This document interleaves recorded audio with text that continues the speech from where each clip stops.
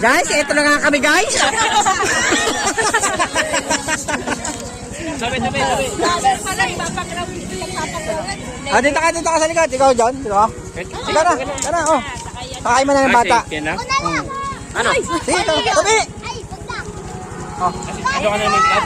Oh, doon lang ako. Si Joseph na lang dyan. Diba? Ito lang ang Joseph. Doon na sa multi kapatid. Diyan na lang.